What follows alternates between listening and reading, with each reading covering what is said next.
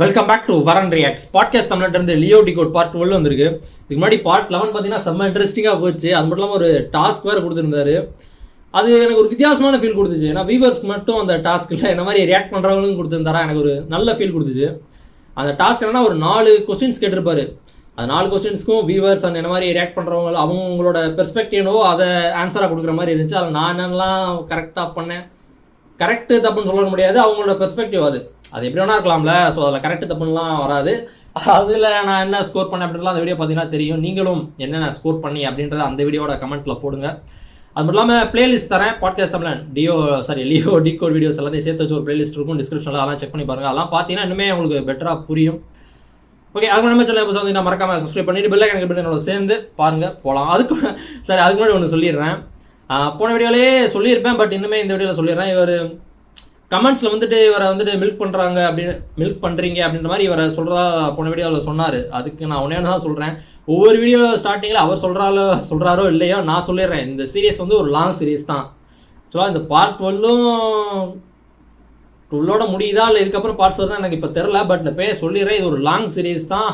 அவரோட கமெண்ட்ஸில் போய்ட்டு மில்க் பண்ணுறேன் அப்படின்றலாம் சொல்ல தேவையில்லை. இது ஒரு பெரிய சீரியஸ். இதுக்கப்புறம் போகலாம், இல்லை போனால் முடியலாம். ஸோ அவர் சொல்லணும்னு அப்படின்னு நான் எதிர்பார்த்தேன். அந்த மாதிரி சொல்லும்போது இப்படி சொல்லிடலாம் அப்படின்ற மாதிரி எதிர்பார்த்தேன். ஆனால் வியூவர்ஸ் புரிஞ்சிடும்ல, இது ஒரு பெரிய சீரியஸ், எப்போ முடியும் என்னன்றது அவருக்கே தெரியாது. ஏன்னா ஒவ்வொரு தடையும் மூவி பார்க்கும்போது புது புது விஷயங்கள் கண்டுபிடிக்கலாம்ல. ஸோ நான் இப்போ சொல்லிடுறேன். இதுக்கப்புறம் பார்ட் 13, 14 அந்த மாதிரி வந்தால் கூட நான் ஸ்டார்டிங்லேயே சொல்லிடுறேன், இது ஒரு லாங் சீரியஸாக தான் இருக்க போகுது. ஸோ அந்த மாதிரி கமெண்ட்ஸ்லாம் பண்ண வேணாம் அப்படின்றது தான். வீடியோக்குள்ளே போகலாம். வீடியோ டைட்டிலே சொல்லாமல் போயிட்டுருக்கேன். This is called alter you, நான் வரேன்டா பழைய லியோதாஸாக. இதான் வீடியோ டைட்டில். போகலாம். நடிக்கிறது உணவு இருக்கு, அது ஒரு பிரேக்கிங் பாயிண்ட் வரைக்கும் தான். அந்த பிரேக்கிங் பாயிண்ட் தொட்டதுக்கு அப்புறம் யாராலையும் அதுக்கு மேல அடிக்க முடியாது. ஏன்னா அந்த அளவுக்கு மன வலிமை யாருமே கிடையாது. சரியான சோறா பார்த்திபன் நடிக்கலாம். இதானே குக் பண்ணியிருக்காங்க அப்படின்னு சொல்லுவாங்களா, அதுக்காக சொல்கிறான்னு நினைக்கிறேன். அவன் பார்த்திபன் தான். தென் லியோ இப்படிலாம் எல்லாரையும் நம்ப வச்சு அதுக்கப்புறமா நெப்போலியனுக்கு அடிபட்டுருச்சு அப்படிங்கிற மாதிரி ஆல்ரெடி அடிபட்ட நெப்போலியனை ஹாஸ்பிட்டல்ல சேர்த்துட்டு நம்மளோட கோபத்தினால நம்மள மீறி லியோ வெளியில வந்ததால இப்படி எல்லாமே சொதப்பிருச்சு. இது எல்லாமே கையை மீறி போயிருச்சு. ஆந்தனியை கொன்னதால பெரிய பிரச்சனை வரப்போகுது அப்படிங்கிற ஒரு எண்ணத்துல அங்க சோகமா தலை குனிஞ்ச மாதிரி பார்த்திபன் நிக்கிறாரு. ஆனா அதுக்கப்புறமா அவங்களுக்குள்ள அந்த கான்வர்சேஷன், நெப்போலியனுக்கு பெட் ரெஸ்ட் தேவை, நான் அவரை பாத்துக்கிறேன். நெப்போலியன் நீட்ஸ் பெட் ரெஸ்ட், நான் இருக்கேன், நான் அவரை பாத்துக்கிறேன். அண்ட் இதுக்கப்புறமா ஜோஷி ஒன்னு சொல்லுவாரு, ஆனா இவனுங்க நிறுத்த போறது இல்ல. ஈசல் கூட்டம் மாதிரி உடனே வந்துட்டே தான் இருப்பாங்க. இவனுங்க ஈசல் கூட்டம் மாதிரி நிறுத்தாம வந்துகிட்டே இருப்பாங்க. அதாவது இவர் என்ன மீன் பண்றாருன்னா, ஈசல் கூட்டம்லாம் எப்படி செத்து போனாலும் செத்து போயிருவோம்னு தெரிஞ்சும் கும்பல் கும்பலா அதே இடத்துக்கு வருங்க. சேம் அதே விஷயத்தை தான் ஜோஷி. அண்ட் ஒரு விஷயம் நீங்க மைண்ட்ல வச்சுக்கணும், இப்ப லியோவும் ஜோஷியும் பர்சனலா பேசிக்கிட்டு இருக்காங்க. அதாவது அவர் லியோவாவும் இவர் ஏஜென்ட் ஜோஷியாவும் பேசிக்கிட்டு இருக்காங்க. இத மைண்ட்ல வச்சுக்கோங்க. இவனுங்க எத்தனை பேரை நீ கொன்னு போட்டாலும் அவனுங்க ஈசல் கூட்டம் மாதிரி வந்துகிட்டே தான். இது மூலமா நீ கொலைகாரன் ஆகிக்கிட்டே தான் போவ. 50 பேர் 60 பேர் கொன்னாலும் உன்னோட கில்லிங் கவுண்ட் தான் கூடிக்கிட்டே போகுமே தவிர 100 150 போகுமே தவிர அவனுங்க நிறுத்த மாட்டாங்க அப்படிங்கிற ஒரு விஷயத்தை அவர் அங்க சொல்றாரு ஜோஷி லியோ கிட்ட. ஆனா இவனுங்க நிறுத்த போறது இல்ல. ஈசல் கூட்டம் மாதிரி உடனே வந்துட்டே தான் இருப்பாங்க. தென் அதுக்கப்புறமா இப்போதைக்கு உன் பையனுக்கு ஒண்ணும் ஆகாது, இப்போதைக்கு உன் பையனுக்கு எதுவும் ஆகாதுன்னு எந்த கான்பிடன்ட்ல சொல்றாரு, எந்த அர்த்தத்துல சொல்றாருன்னா, என் பையனை கூட்டின்னு போனது பலி கொடுக்கறதுக்கு, பலி கொடுக்கறவனையே கொன்னாச்சு. இதுக்கப்புறம் சித்தார்த்த கொலை பண்ணணும்னா அதுக்கு பெரிய தைரியம் வேணும். ஏன்னா சித்தார்த் லியோவுடைய பையன். பார்த்திபன் எப்படி ஆந்தனியை கொன்னா ஹேரால் மூலமா பெரிய பிரச்சனை வரும்னு இப்ப பயந்துகிட்டு இருக்காரோ, அதை விட பல மடங்கு பயம் அவங்களுக்கு இருக்கும். சித்தார்த்துக்கு எதுவும் ஆச்சுன்னா இவன் டோட்டலாவே நம்மள அழிச்சிருவான். அவன் நம்ம கிட்ட ஷீல்டா இருக்கிற வரைக்கும் தான் ஒரு எண்ணம் அவங்களுக்கு இருக்கும். சோ அது வந்துட்டு ஜோஷிக்கு தெரியும். சோ அந்த ஒரு கான்பிடென்ட்ல தான், லியோவுடைய பையன் அப்படிங்கிற ஒரு கான்பிடென்ட்ல தான், கண்மூடித்தனமா மூட நம்பிக்கையில கொலை பண்றதுக்கு எவனும் இல்ல, பயப்படுறவங்க தான் இனிமே இருக்காங்க அப்படிங்கிற ஒரு நம்பிக்கையில தான் அவனுக்கு எதுவும் ஆகாதுங்கிறத வந்துட்டு அவர் சொல்றாரு. இப்போதைக்கு உன் பையனுக்கு ஒன்றும் ஆகாது, ஒரு ஃபுல் ஃபோர்ஸ் இருக்கு, அவனை தேடி கண்டுபிடிச்சிடலாம். தென் அப்புறமா ஒரு ஃபுல் ஃபோர்ஸ் இறக்கி கண்டுபிடிச்சிடலாம் அப்படிங்கிற மாதிரியும் சித்தார்த்த கண்டுபிடிக்கிறதுக்கான ஒரு சொல்யூஷனும் சொல்றாரு. ஏன்னா நீ அதை பண்ண வேண்டாம், நீ அவங்களையெல்லாம் கொன்னு உன் பையனை காப்பாற்ற வேண்டாம். பிகாஸ் ஏன்னா ஜோஷியோட ஜாபே லியோவை பார்த்திபனாவே வச்சுக்கிறது தான், லியோவா அவரை ஆக விட கூடாதுங்கிறது தான், அந்த சிச்சுவேஷனை ஏற்படுத்த கூடாது அப்படிங்கிறது தான். சோ அதனால நாங்க பாத்துக்கிறோம், நீ அமைதியா இரு அப்படிங்கிற மாதிரி அங்க சொல்றாரு. ஒரு ஃபுல் ஃபோர்ஸ் இருக்கு, அவனை தேடி கண்டுபிடிச்சிடலாம். தென் அதுக்கப்புறமா நீங்க இருக்க கூடாது, நீங்க இருக்க உனக்கு தான் ஆபத்து. இந்த ஒரு வார்த்தையை அவர் சொன்ன உடனே லியோ நிமிந்து ஜோஷிய பாப்பாரு. சோ இதுக்கு என்ன அர்த்தம்னா, உனக்கு ஆபத்துன்னு சொல்றாருல, அதுக்கு என்ன அர்த்தம்னா, நீ இன்னைக்கு நைட்டு கோபப்பட்டு இத்தனை பேரை கொண்டிருக்க, இதுபுறம் அவனுங்களும் சாவ வந்துகிட்டே தான் இருப்பாங்க. நீ கொன்னு உன் வாழ்க்கையே நரகமாயிரும், திரும்பவும் ரத்தமாயிரும் உன்னோட வாழ்க்கை. ஏன்னா நீ அமைதியா வாழணும்னு நினைக்கிற, லியோவா வாழக்கூடாதுன்னு நினைக்கிற, லியோ வெளியில வரக்கூடாதுன்னு நினைக்கிற இந்த ஒரு அழகான வாழ்க்கை நரகம் ஆவறதுக்கு நீ விருப்பப்படல. சோ நீங்க இருந்தா அது உனக்கு தான் ஆபத்து. நீ நினைக்கிற வாழ்க்கையை உன்னால வாழ முடியாம போயிரும். அவனுங்களே தான் கொன்னு உன் வாழ்க்கையே நரகமாயிரும், அது உனக்கு ஆபத்தாயிரும் அப்படிங்கறத தான் அவர் அங்க சொல்றாரு. உனக்கு ஆபத்துன்னு லியோவுடைய உயிருக்கு ஆபத்து அப்படிங்கறத அவர் குறிப்பிடல. உன்னால மத்தவங்க உயிருக்கு ஆபத்து, அது உன்னோட அமைதியான வாழ்க்கைக்கு ஆபத்து அப்படிங்கறத அவர் குறிப்பிடுறாரு. நீங்க இருக்க கூடாது, நீங்க இருக்க உனக்கு தான் உயிருக்கு ஆபத்து இல்ல, அவரோட வாழ்க்கைக்கு அதுக்கு ஆபத்து. இன்ஸ்டன்டா லியோ கிட்ட இருந்து இப்படி ஒரு பார்வைக்கான அர்த்தம். சேம் அந்த காஃபி ஷாப் ஃபைட்ல லியோ அவரை மீறி வெளியில வந்து கொலை பண்ணி, அதுக்கப்புறமா அவர் அதை ரியலைஸ் பண்ணி வருத்தப்பட்டு, அதுக்கப்புறமா ஜோஷி வரும்போது அவர் ஒரு பார்வை பாப்பார் இல்லையா, சேம் அதே பார்வை தான் இங்கேயும், சேம் அதே விஷயங்கள் தான் இங்கேயும் நடந்திருக்கு. தன்னை மீறி லியோ வந்து பண்ணக்கூடாததெல்லாம் பண்ணி இப்படி பண்ணிட்டேன்னு வருத்தப்பட்டுக்கிட்டு இருக்காரு. ஜோஷியா அப்படி ஒரு பார்வை பாக்காரு, ஒரு பார்த்திபனா பாக்காரு, இப்படி ஆயிப்போச்ச லியோ வந்து இப்படி பண்ணிட்டான அப்படிங்கிற மாதிரி ஒரு பார்வை. தென் அதுக்கப்புறமா ஜோஷி சொல்றாரு, நான் ஒரு கார் அரேஞ்ச் பண்ணிருக்கேன், அது உன் வீடு வாசல்ல நிக்குது, கையில என்ன பொருள் கிடைக்குதோ எடுத்து கிளம்பு. நான் இப்படி ஒரு வார்த்தைய, அதாவது நீ கையில கிடைக்கிற பொருட்களை எடுத்துட்டு இங்க இருந்து கிளம்பிரு அப்படிங்கிற மாதிரி இப்படி ஒரு வார்த்தையை ஜோஷி சொல்லி முடிக்கும் போது அவருடைய பார்வையை பாருங்க, அப்படி வேற மாதிரி இருக்குது. ஒரு 2 வாரத்துக்கு முன்னாடி வரைக்கும் ஒரு அப்பவியான பார்வையா இருந்தது, இப்போ வேற மாதிரி ஒரு பார்வை இருக்குது. அந்த முகங்களோட டிஃபரன்ஸ்ல தெரியும் நினைக்கிறேன் உங்களுக்கு. ஃபர்ஸ்ட் பார்த்திபனா உன்னோட அமைதியான வாழ்க்கை உன் கையை விட்டு போயிரும், நீ லியோவா மாறிடுவ அப்படின்னு ஜோஷி சொன்னதால பயத்தோடையும் பதட்டத்தோடையும் பாவமா ஒரு பார்வை பாப்பாரு பார்த்திபனா. அண்ட் அடுத்த செகண்டே அவங்க வருவாங்க, அவங்கள வர்றதுக்கு முன்னாடி அவங்களுக்கு பயந்து கையில கிடைக்கிறத எடுத்துட்டு இங்க இருந்து கிளம்பிரு நீ அப்படின்னு ஜோஷி சொன்னதும் லியோவா ஒரு ரியாக்ஷன் அங்க, இவனுங்களுக்கு பயந்து நான் ஓடணுமா, இவனுங்கெல்லாம் ஒரு ஆளா, எல்லாரையும் நான் கொன்னு போட்டு என் பையனை காப்பாத்தி என் பிரச்சனையை நான் முடிப்பேன், என்ன பார்த்து தான் அவனுங்க பயப்படணும், அவனுங்களுக்கு பயந்து நான் ஓட மாட்டேன், நீ என்ன ஓடி ஒளிய சொல்ற அப்படிங்கிற மாதிரி ஒரு ரியாக்ஷன் கொடுக்கிறாரு. அதாவது 2 செகண்டுக்கு முன்னாடி ஒரு ரியாக்ஷன், 2 செகண்டுக்கு அப்புறமா அதுக்கு ஆப்போசிட்டா ஒரு ரியாக்ஷன். 2 கேரக்டரா 2, அதாவது இதெல்லாம் தப்புன்னு ஒரு செகண்ட் நினைக்கிறாரு, அடுத்த செகண்ட் இதுதான் கரெக்ட்னு நினைக்கிறாரு. This is called alter ego. So புரிஞ்சிருக்கும்னு நினைக்கிறேன். அந்த ஆல்டர் ஈகோவை இந்த ஒரு பிராக்கெட் குள்ள, அதாவது படம் ஃபுல்லா நிறைய இடங்கள்ல அந்த ஆல்டர் ஈகோ காட்டிட்டு தான் இருப்பாங்க, இங்க இந்த இடத்துல அந்த ஆல்டர் ஈகோவை இன்ஸ்டன்டா செகண்ட் மாறுறது தான் அப்படிங்கறது தெளிவா விளக்கி இருப்பாங்க. சேம் டஃப்பான சிச்சுவேஷன், ஒரு மைண்ட்ல எப்படி சமாளிக்க போறேன்னு தெரியலையே, அடுத்த மைண்ட்ல பாத்துக்கலாம், லைக் அந்த மாதிரி. அண்ட் அதுக்கப்புறம் ஜோஷி இதெல்லாம் பேசி முடிச்சு நீ இப்பவே கிளம்பணும் நவ் அப்படிங்கிற மாதிரி அவர் சொல்லி முடிச்சதுக்கு அப்புறமா ஒரு 2 செகண்ட் அவருடைய அந்த முகத்தை வந்துட்டு நமக்கு காட்டுறாங்க. அதாவது இதுல ரைட் சைடு பாருங்க, லியோவா நான் ஆல்ரெடி சொன்ன மாதிரி அந்த ஒரு பார்வை, லெஃப்ட் சைடுல பார்த்திபனா ஐயோ அப்படிங்கிற மாதிரி. இப்ப இவர் வந்து என்ன முடிவு பண்ண போறாரு, என்ன பார்த்து சூஸ் பண்ண போறாரு, பயந்து ஓட போறாரா இல்ல அவனுங்களுக்கு பயத்தை காட்ட போறாரா, இதுவா அதுவா அப்படின்னு அங்க டிசைட் பண்ண போறாரு அப்படிங்கறத அங்க காட்டுறாங்க. சேம் அதே விஷயத்த ஆம்புலன்ஸோட லைட் ஒன்னு வந்துட்டு அங்க வந்துட்டு ரிஃப்ளெக்ட் ஆகுறது காட்டுறாங்க. சோ அது மூலமாவுமே இவர் இந்த பார்த்தா அந்த பார்த்தா, அதாவது ரெட் கலர் லைட்டும் ப்ளூ கலர் லைட்டும் பிளிங்க் ஆகிட்டு இருக்கு அங்க. சோ அது மூலமாவுமே இவர் ரெட் பாத்த சூஸ் பண்ண போறாரா அல்லது ப்ளூ பாத்த சூஸ் பண்ண போறாரா, அதாவது பார்த்திபனா லியோவா அப்படின்னு டிசைட் பண்ணக்கூடிய சிச்சுவேஷன்ல இருக்காரு அப்படிங்கறத அந்த லைட் மூலமாவும் காட்டுறாங்க. இந்த லைட் எஃபெக்ட் வந்துட்டு சேம் போலீஸ் ஸ்டேஷன் சீன்ல போலீஸ்காரனை சங்க பிடிச்சு அங்கேயும் காட்டியிருப்பாங்க. சங்க பிடிச்சு தூக்கி நிப்பாரு, ஆல்மோஸ்ட் அவர் கொஞ்சமா செத்துட்டு வராரு. அந்த லியோவா பார்த்திபனான்னு ரெட்டா ப்ளூவா கொல்லலாமா விட்டுலாமா பெரிய பிரச்சனை ஆயிரும் ஜோசி சொல்லிக்கிட்டே இருப்பாரா. அப்ப சொன்னது இப்ப சொல்றாரு பாருங்க இவரே.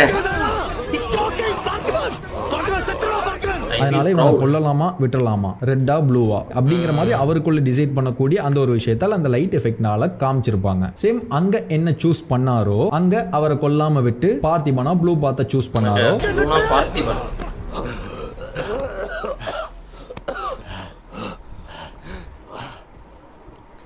அதே மாதிரி தான் இங்க இவர் திங்க் பண்ற மாதிரி ரெட்டா ப்ளூவானு இருக்கு. கட் பண்ணா அடுத்த சீன்ல கையில கிடைக்கிற பொருட்களை எடுத்துட்டு கிளம்பலான்னு தயாராயிட்டாரு. அதாவது அந்த போலீஸ்காரனை கொல்லாம விட்ட மாதிரி பார்த்திபனை சூஸ் பண்ண மாதிரி ப்ளூ இங்கேயும் அதே தான் பண்ணிருக்காங்க.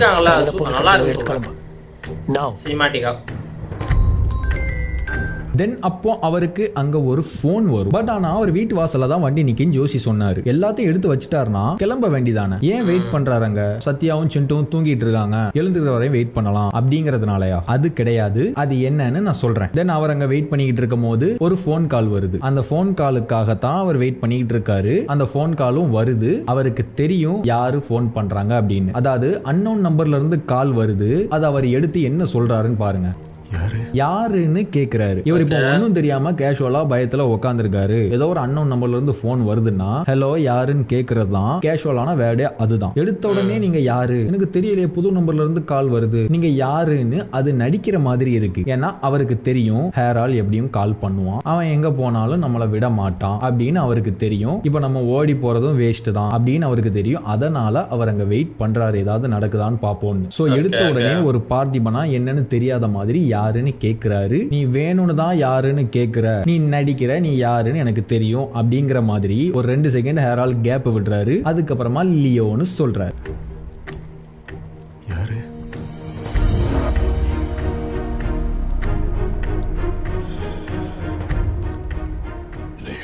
தென் அதுக்கப்புறமா ஹேரால் சொல்றாரு, உன்னை தேடி நாங்க வருவேன்னு உனக்கு நல்லா தெரியும். அதாவது லியோ என்ன நினைச்சாரோ, எதுக்காக இன்னும் கிளம்பாம வெயிட் பண்ணிக்கிட்டு இருக்காரோ அதை அவர் சொல்றாரு. அது உனக்கே தெரியும். அதாவது லியோவும் அதை நினைச்சிட்டு தானே அவருக்கு தெரிஞ்சானே வெயிட் பண்ணிட்டு இருக்காரு. அதையும் அவர் சொல்றாரு. அது உனக்கே தெரியும், நீ எங்கே ஓடி போய் ஒளிஞ்சாலும் உன்னை நான் விட மாட்டேன் அப்படிங்கறதையும் ஹேரால் சொல்றாரு. அண்ட் நான் உன்னை தேடி வருவேன்னு ஹேரால் இப்படி சொல்லும் போது ஒரு பார்த்திபனா அவர் கண் கலங்குறாரு, பயப்படுறாரு. தப்பா டிசைட் பண்ணிட்டோமோ, இந்த இடத்துல நம்ம பார்த்திபன் பார்த்த சூஸ் பண்ணிருக்க கூடாதோ, எப்படியும் விஷயம் கையை மீறி போச்சு லியோ வந்ததால, இப்பவும் கையை மீறி போக விட்டுருக்கணுமோ, தப்பான ப்ளூ பார்த்த சூஸ் பண்ணிட்டோமோங்கிற மாதிரி தேடி வருவேன் எங்க போனாலும் அப்படிங்கறத அவர் சொன்னதுக்கு அப்புறம். ஏன்னா ஹேரால் தாஸுக்கு முக்கியமான அவருடைய அண்ணனை கொண்டிருக்கோம் நாம. சோ கண்டிப்பா சும்மா இருக்க மாட்டான். நம்ம ஜோசி சொல்ற மாதிரி ஓடி போய் ஒளியறதெல்லாம் வேஸ்ட்னு அவருக்கு தெரியும். பட் இருந்தாலும் ஜோசி பேச்சை கேட்டு பார்த்திபனா ஒரு டிசைட் பண்ணாரு, அது தப்புங்கிறத அங்க ஃபீல் பண்றாரு. அதுக்கப்புறமா ஹேரால் இந்த விஷயத்தை சொல்றாரு. எனக்கு தேவை உங்க தோசரதான். என் ஈகோவை வரசி உன் குடும்பத்தை எழுந்துறாத. உனக்கு உன் பையன் வேணும்னா எனக்கு கூட்டு வந்துட்டு உன் பையனை கூட்டு போ. இங்க இவர் இதை அப்படி சொல்லும் போது லியோவுடைய ரியாக்ஷன் வந்துட்டு தலையாட்டுறாரு. அவர் லியோவுக்கு வழிவிட்டுறது தான் கரெக்ட், ரெட் பாத்தை சூஸ் பண்றது தான் கரெக்ட். ஓகே எனக்கு இப்ப தெரிஞ்சிருச்சு, நான் தப்பா முடிவு பண்ணிட்டேன், நீ சொல்ற மாதிரி நானே அங்க வரேன், பாத்துக்கிறேன், ரெட் பாத்துல போலாம் அப்படிங்கிற மாதிரி ஒரு ரியாக்ஷன் பண்றாரு. உனக்கு உன் பையன் வேணும்னா எனக்கு என் அண்ணன் வேணும், அவரை இங்கே கூட்டு வந்துட்டு உன் பையனை கூட்டு போ. தென் அதுக்கப்புறமா போனை எடுத்துட்டு யோசிக்கிறாரு, லியோவா மாறிடலாம், ரெட் பாத்தை சூஸ் பண்ணி அங்க போய் இவனுங்களை எல்லாம் முடிச்சுட்டா அதுக்கப்புறம் பிரச்சனை இல்ல, அதுக்கப்புறம் அமைதியா வாழ்ந்துக்கலாம் அப்படின்னு யோசிக்கிறாரு. டிசைட் பண்றதுக்கு முன்னாடி ஃபேமிலிய ஒரு பார்வை பாக்குறாரு, சத்யாவையும் சிண்டுவையும் ஒரு பார்வை பாக்குறாரு. இது சேம் மார்க்கெட் ஃபைட் சீன்ல அவர் லியோவா மாறுறதுக்கு முன்னாடி அவரை ஒரு இடத்துல வச்சு லாக் பண்ணிடுவாங்க. இப்போ வந்துட்டு அவர் லாக் பண்ணி தான் இருக்காரு, அவருக்கு வேற சாய்ஸே கிடையாது. சேம் அதே மாதிரியே அங்க பிசிக்கலா அவரை லாக் பண்ணி வச்சிருப்பாங்க, அவருக்கு வேற சாய்ஸே கிடையாது அப்படிங்கிற மாதிரி இருக்கும். அப்ப லியோவை வெளியில கொண்டு வர்றதுக்கு முன்னாடி ஃபேமிலிய ஒரு பார்வை பாப்பாரா, சேம் அதே மாதிரியே இங்க பாக்குறாரு. ஒன் லாஸ்ட் டைம் லியோவை வெளியில கொண்டு வந்து ரெட் பாத்தை சூஸ் பண்ணி எல்லாரையும் கிளியர் பண்ணிட்டு வந்துடுறேன் அப்படிங்கிற மாதிரி ஒரு பார்வை பாக்குறாருங்க. இந்த ரெட் பில் ப்ளூ பில்ன்றது மேட்ரிக்ஸ்ல வரதான் இவர் ரெட் பாத் ப்ளூ பாத்னு சொல்றாரு. ஆனா தமிழ்ல நம்ம சிவாஜி படத்துல சொல்லிருப்பாங்கல்ல, பூ பாதையா சிங்க பாதையா அப்படின்றது. ஏய் வெண்டன் வந்துட்டான்டா. ஃபர்ஸ்ட் எபிசோட்ல காமிச்சார் நினைக்கிறேன். என்ன ஃபர்ஸ்டோ செகண்ட் எபிசோட்லயோ கட் பண்ணா ஆண்டனி தாஸோட உடம்ப ஆம்புலன்ஸ்ல வச்சு டாசன்கோ கொண்டு போறதுக்காக லியோ கிட்ட கொடுக்கறாரு குமார். குமாரும் வந்துட்டு ஒரு ஏஜென்ட், இவர் லியோன்னு தெரிஞ்ச இன்னொரு ஆளு அப்படிங்கறது நமக்கு தெரியும், நம்ம ஆல்ரெடி பாத்திருந்தோம். தென் குமார் சுத்தி முத்தி பாக்குறாரு. ஏன் அப்படி பாக்குறாருன்னா அவர் அன்அபிஷியலா இங்க லியோவுக்கு ஹெல்ப் பண்றாரு. போலீஸ் கஸ்டடியில இருக்க வேண்டிய ஒரு டெட் பாடியை அவர் அன்அபிஷியலா இல்லீகலா தான் லியோ கிட்ட கொடுக்கறாரு. போய் இதை கொடுத்துட்டு பையனை கூட்டிட்டு வாங்க அப்படிங்கிற மாதிரி லியோவுக்கு ஹெல்ப் பண்றாரு ஏஜென்ட் குமார். ஏஜென்ட் பார்த்திபன் இந்தாங்க, சீக்கிரம் பையனை கூப்பிட்டு வாங்க. சேம் அந்த போலீஸ் ஸ்டேஷன் சீன்ல இதே மாதிரி யாருக்கும் தெரியாம அந்த வெப்பன் எடுத்துட்டு வந்துட்டு கொடுப்பாரா, சேம் அதே மாதிரி தான் இதுவும். ஆனா அவர் அங்க பார்த்திபன் கூப்பிடுவாரு, அங்க அவர்கிட்ட இருந்து ரெஸ்பான்ஸ் இருக்காது. அந்த சாவியை பார்த்திபன் கூப்பிட்டு கொடுப்பாரு, அப்பவுமே அவருடைய கையை எடுத்து தான் இவர் சாவியை வைப்பார தவிர அவர் அங்க அதுக்கு ரியாக்ட் பண்ண மாட்டாரு. இன்ட்ரஸ்டிங்கான டீடைல் இதெல்லாம். இந்த மாதிரி குட்டி குட்டி டீடைல்லாம் அதுக்கு முன்னாடி ஷாட்ல தான் பார்த்திருந்தோம் ரெட் பாத்தை சூஸ் பண்ண போறாரு அப்படிங்கறத. இப்போ ரெட் பாத்தை சூஸ் பண்ணி லியோவா இங்க நின்னுட்டு இருக்காரு. சேம் அவரும் சுத்தி முத்தி அங்க இங்கேயும் பாக்குறாரு. லியோவா அலாட்டா இருக்கிறாரு. அதாவது இப்போ இங்க லியோவா முழு லியோவா அவர் அங்க நின்னுகிட்டு இருக்காரு. இதையுமே இங்க லைட்டை வச்சு கன்வே பண்றாங்க பாருங்க. அதே ஆம்புலன்ஸ் தான் இங்கே நிக்குது. அந்த ஆம்புலன்ஸ்ல ஃப்ரண்ட் சைடுல அதாவது இவங்களுக்கு பேக் சைடுல ப்ளூ அண்ட் ரெட் லைட் தான் எரியுது. பட் ஆனா இவர் மேல ப்ளூ லைட் இப்ப விழ மாட்டுது பாருங்க. வெறும் ரெட் லைட் மட்டும் தான் அவர் ரெட் பாத்தை சூஸ் பண்ணி இங்க லியோவா நின்னுகிட்டு இருக்காரு அப்படிங்கறத வந்து இது மூலமா நமக்கு கன்வே பண்றாங்க. ஆனா நிக்கும் போது அதுல ப்ளூ லைட் எரிஞ்சுதுங்கிறது நம்ம பார்த்தோம். பட் ஆனா லியோ அந்த ஆம்புலன்ஸ்ல ஏறி போகும்போது அந்த ஆம்புலன்ஸ்ல ப்ளூ லைட்டே எரியாது. அண்ட் உள்ள அங்க அவரை காட்டும் போதும் அவர் மேல அப்போ வெறும் ரெட் லைட் தான் படும், ப்ளூ லைட் படாது. ஆக்சுவலா இதுல ப்ளூ இருக்குது, ஆனா மிக்ஸா நம்ம லைட்டா மிக்ஸ் ஆயிருக்கு ரெட்டோட. சோ அதனால ப்ளூ அந்த அளவுக்கு தெரியலன்ற மாதிரி எனக்கு இருக்கு. சோ இது மூலமா இப்போ ரெட் மேல பண்ணி லியோவா மாதிரி போயிட்டு இருக்காரு. வெறும் ரெட் மட்டும் தான், வெறும் லியோ மட்டும் தான் இப்போ பார்த்திபன்லாம் கிடையாது அப்படிங்கறத வந்துட்டு இது மூலமா நமக்கு கன்வே பண்றாங்க. பட் அப்போ அப்படின்னா இவர் இங்க ஆம்புலன்ஸ்ல போய்கிட்டு இருக்கும் போது லியோவா தான் போறாரு அப்படின்னா எதுக்காக மூஞ்சி சோகமா இருக்கு, எதுக்காக எதையோ யோசிச்சுக்கிட்டு இருக்கிறாரு அப்படின்னு கேட்டீங்கன்னா பிகாஸ் இப்போ முழு லியோவா தான் தாசனுக்கோ போய் ஆகணும். மிக்ஸ்டா பார்த்திபனால அங்க போயிட்டு வர முடியாது. அதனால முழுசா லியோவா தான் போறாரு. பட் ஆனாலும் நாம இன்னும் லியோ இல்ல பார்த்திபன் தான் அப்படிங்கறத ப்ரூஃப் பண்ணுவோம் அப்படிங்கிற ஒரு எண்ணத்திலையும் இருக்கிறாரு. பிகாஸ் அவருடைய பையனும் அங்க இருக்கிறதால டைரக்டா லியோவா அவர் அங்க தன்னை எக்ஸ்போஸ் பண்ணிக்க முடியாது. இனிமே நடிச்சு காட்ட போறாரு. சோ ஒரு அப்பாவியா அவர் தன்னை காட்டிக்கணும் லியோ. சோ அதுக்காக இப்பவே தன்னை தயார்படுத்திக்கிறாரு. அதுக்கான யோசனையிலையும் அதுக்கான முக பாவனையில தான் இப்போ இருக்கிறாரு. முடிஞ்ச வரைக்கும் லியோ இல்லன்னு சொல்லி பார்ப்போம். முடியாத பட்சத்துல லியோவா என்ன பண்ணணுமோ பண்ணிட்டு வந்துருவோம் அப்படிங்கிற மாதிரி அங்க இருந்து தாசன் குக் கிளம்புறாரு லியோ. தென் லியோ அவரை அப்பாவியா தயார்படுத்திட்டு தாசன் கோக்குள்ள நுழையிறாரு. தாசன் கோக்குள்ள எல்லாத்தையும் புதுசா பாக்குற மாதிரி பாக்குறாரு. அப்பாவியா இருக்கிறாரு, அப்பாவியா பேசுறாரு.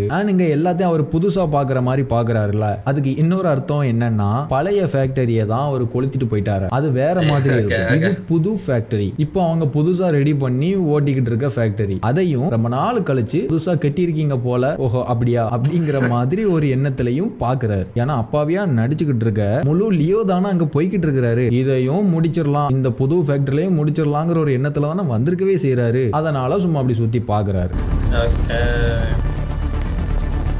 என்ன தெரிஞ்சுக்கிட்டு இருக்காங்க, லைட்டுக்காக எரிச்சிட்டு. ஆனா அப்பாவியா ஹரால் தாஸ் கிட்ட பிஹேவ் பண்றது, பேசுறது, வைக்கிறது இதெல்லாம் அவர் ப்ரிப்பேர் பண்ணிட்டு வந்து எல்லாத்தையும் இங்க எக்ஸிக்யூட் பண்றாரு. ஆனா அதுக்கப்புறம் எக்ஸிக்யூட் பண்றது, அதுக்கப்புறம் நடக்கிற விஷயங்கள் அது எல்லாத்தையுமே அப்புறமா பார்க்கலாம். அண்ட் முக்கியமா இதுக்கு முன்னாடி அதாவது அவர் தாசன் கோக்கு வர்றதுக்கு முன்னாடி அவர் ஆம்புலன்ஸ்ல டிராவல் பண்ணிட்டு வந்தாரு, தாசன் கோக்குள்ள வந்தாருங்கிற மாதிரி நம்ம பார்த்தோம். பட் அதுக்கு இடையில சில விஷயங்கள் நடந்துச்சு. அது என்னன்னு பார்க்கலாமா? அவர் ஆம்புலன்ஸ்ல வந்தாரு, ஒரு இடத்துல ஆம்புலன்ஸை நிறுத்தி அவரை இறங்க சொல்லி வேற ஒருத்தர் ஆம்புலன்ஸ் எடுத்துட்டு தாசன் கோக்கு போறாரு. அண்ட் அவரை ஒருத்தர் செக் பண்றாரு. அங்க அவர் அப்பாவியா இருக்கிறாரு லியோ. செக் பண்ணிட்டு அவரை தள்ளி விடுறாரு. தள்ளி விடுற அவரை பார்த்து வச்சுக்கோங்க. ஆனா ஆம்புலன்ஸை வேற ஒருத்தர் எடுத்துட்டு போயிட்டு இவரை ட்ரெயின்ல ஏத்திட்டு கூட்டின்னு போறாங்க.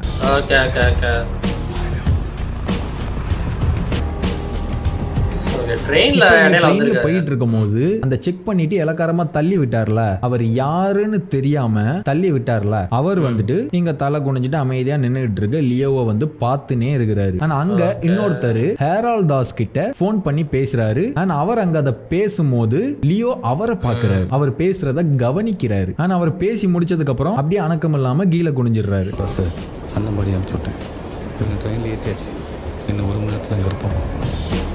இப்போ இவர் எதுக்கு ஹேரால் தாஸ் கிட்ட ஒன்னும் பிரச்சனை இல்லை, எல்லாம் கரெக்டா தான் போயிட்டு இருக்கு, அங்கதான் வந்துகிட்டு இருக்கோம் அப்படின்னு ஹேரால் தாஸுக்கு பாசிட்டிவான கமெண்ட்ஸ் கொடுக்கறத இவர் எதுக்கு கவனிக்கிறாரு? எதுவும் பண்ண போறாரா? அது என்னன்னு பார்ப்போம். ஆனா அதுக்கப்புறமா ஆந்தனி தாஸோட பாடி வந்துட்டு அங்க போய் சேர்ந்துருச்சு. ஹேரால் தாஸ் எல்லாரும் இருக்காங்க. ஆந்தனி தாஸோட ஃபியூனரல் அங்க நடக்கு. ஹேரால் தாஸ் அங்க கண்ணீரோட நிக்கிறாரு. நமக்குன்னு ஒரு குடும்பம் கிடையாது, நமக்காக எல்லாமுமா இருந்த, நமக்கு முக்கியமான, நம்மள அதிகமா நம்புற, நாம அதிகமா நம்புற நம்மளோட அண்ணன் போயிட்டான அப்படிங்கிற ஒரு கண்ணீர் அவர் கண்ணுல இருக்குது. சரி, நான் இதை முன்னாடியே சொல்ல மறந்துட்டேன். அவர் அங்க லியோ கிட்ட போன்ல பேசும்போது அந்த கண்ணீர் இருக்கும். அது மூலமா ஹெரால்ட் ஆண்டனியோட பாண்டிங்க வந்துட்டு நமக்கு அந்த கண்ணீர் மூலமா இவ்வளவு ஸ்ட்ராங்கான மனுஷங்க கண்ணீர் வடிக்கிறது மூலமா அதை கன்வே பண்றாங்க. அண்ட் அந்த நெருப்பு எரியறதோட ஹெராலோட அந்த முகத்தை காட்டுறாங்க. ஒரு வெஞ்சன்ஸ், ஒரு கோபம், ஒரு பயங்கரமான வெறி அவருக்குள்ள இப்ப தீப்பிடிச்சு எரிஞ்சுக்கிட்டு இருக்கு. அவர் இப்ப மோசமான ஒருத்தரா இருக்கிறாரு அப்படிங்கிற மாதிரி நமக்கு காட்டுறாங்க.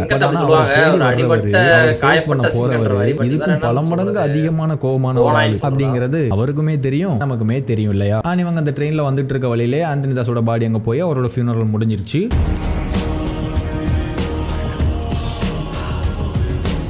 இப்போ அந்த ட்ரெயின்ல 1 ஹவர்ல அவர் வந்துருவேன்னு சொல்லியிருக்காரு.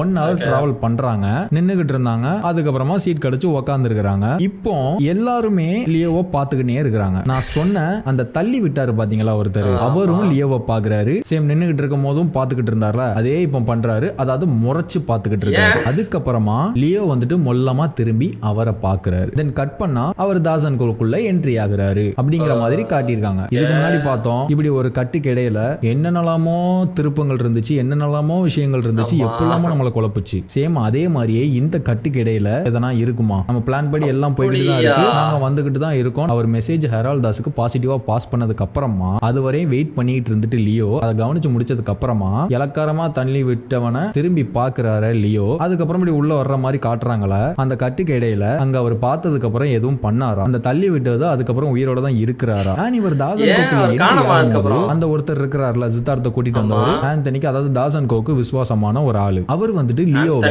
வாங்க அப்படிங்கிற மாதிரி ஒரு ரியாக்ஷன் பண்றாரு. இதுக்கு என்ன அர்த்தம்? அப்ப இவர் உள்ள வர்றதுக்கு முன்னாடி அந்த ட்ரெயின்ல கட்டான அந்த சீனுக்கு அப்புறம் என்ன நடந்துச்சு? இப்ப எதுக்கு இவர் வாங்கன்னு மரியாதை கொடுக்கிறாரு? பயங்கர குழப்பமா இருக்குதுல்ல. பின்னாடி இல்லையா அவர் என்டர் ஆகும்போது? பின்னாடி இருக்காங்க, பட் முடிக்கலாம்னு நினைக்கிறேன். நெக்ஸ்ட் வரக்கூடிய இன்ட்ரெஸ்டிங்கான விஷயங்கள், பரபரப்பான விஷயங்கள் எல்லாம் நெக்ஸ்ட் பார்ட்ல நம்ம பார்க்கலாம்.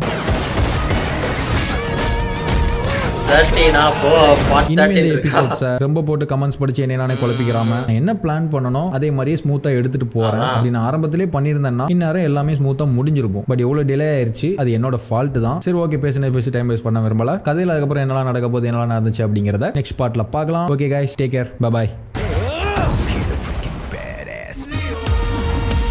ஓகே, பார்ட் 13 கன்ஃபார்ம் பண்ணியிருக்காரு.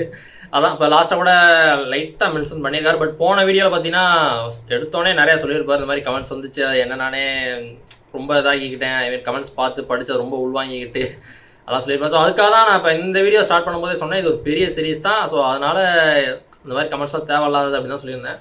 இனிமேல் நான் பார்ட் 13 வரும்போதும் ஸ்டார்டிங்கில் நான் சொல்கிறேன், கண்டிப்பாக ஞாபகம் வச்சுட்டு அதை சொல்கிறேன். இது ஒரு பெரிய சீரிஸ் தான். ஸோ அதனால் வீடியோஸ் வந்துகிட்டே தான் இருக்கும் மேக்ஸிமம். ஆனால் பார்ட் 13 முடியுதா என்னன்னு தெரில, அதுவுமே ஒரு கன்ஃபார்ம் பண்ணல. இல்லை நெக்ஸ்ட் பார்ட்னு சொல்லிட்டாரு, அது ஃபைனல் பார்ட் அப்படிலாம் எதுவும் சொல்லலை. ஸோ இதுவுமே நான் மென்ஷன் பண்ணியிருப்பேன் போன வீடியோவில். இந்த மாதிரி நெக்ஸ்ட் பார்ட்டுன்னு சொல்லாமல் இது இந்த எபிசோடில் தான் முடிஞ்சிடும், இந்த பார்ட்டோட முடிஞ்சிடும் அப்படின்னு சொல்லலாம். பட் அவருக்குமே அது தெரியுமா என்னன்னு தெரில. ஏன்னா அது எடிட் பண்ணுறதை பொறுத்து, ப்ளஸ் அவர் நோட் பண்ணுற விஷயங்கள் அடுத்தடுத்து புதுசாக கண்டுபிடிச்சிட்டு இருக்கலாம். அதனால அந்த சீரிஸ் வந்து எக்ஸ்டெண்ட் ஆகிட்டே போயிட்டு இருக்கலாம். அதை நம்ம எதுவுமே சொல்லிட முடியாதுல்ல. இது எல்லாமே நான் போன வீடியோவில் சொல்லியிருப்பேன். பட் ஒழுங்காக நான் அது தெளிவாக சொல்லாத மாதிரி இருந்துச்சு. அதனால தான் நான் ஆட் பண்ணியிருப்பேன், ஒரு சில வேர்டிங்ஸில் வந்து ஆட் பண்ணியிருப்பேன். நான் சொன்னது வந்து கரெக்டாக சொன்ன மாதிரி எனக்கு ஃபீல் ஆகலை. பட் அதனால் வேர்டிங்ஸில் வந்து ஆட் பண்ணியிருப்பேன் போன பார்ட் 11. ஸோ ஓகே, இதில் கொஞ்சம் தெளிவாக சொல்கிறேன்னு நினைக்கிறேன். நல்லா இருந்துச்சு.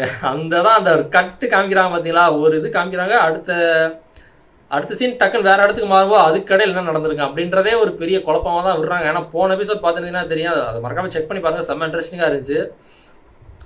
என்ன அது என்னென்னமோ நடந்திருக்குன்ற மாதிரி அது கொடுத்துச்சு எனக்கு அந்த பார்ட் 11 வந்து.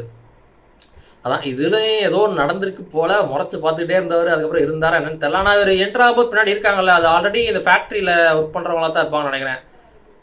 இல்லை, ஆனால் ஏன்னா ஃபேஸ் எதுவும் தெளிவாக காமிக்கலை. கூட்டிகிட்டு வந்தவங்க தானே என்னன்னு தெரில. கூட்டிகிட்டு வந்தவங்க தான் கடைசி வரைக்கும் ஃபேக்ட்ரி வரைக்கும் உள்ள வரைக்கும் கொண்டு வராங்களா அப்படின்றதும் தெரியல. அது அடுத்த பாட்டில் தான் சொல்லுவார் என்னென்னு பார்க்கலாம் கூடிய சீக்கிரம். கண்டிப்பாக பிளேலிஸ்ட் செக் பண்ணி பாருங்கள். எல்லா வீடியோஸும் பார்த்தீங்கன்னா இனிமேல் உங்களுக்கு பெட்டராக புரியும். தேங்க்ஸ் ஃபார் வாட்சிங். இந்த video like, share, comment and subscribe. வரேன்.